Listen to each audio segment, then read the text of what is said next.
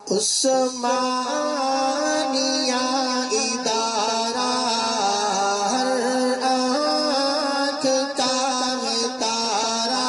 کہتے ہیں اس کو. بس یہ بات میں نے آپ کو سمجھانی اور بات کہ صدیق ہوتا کون ہے.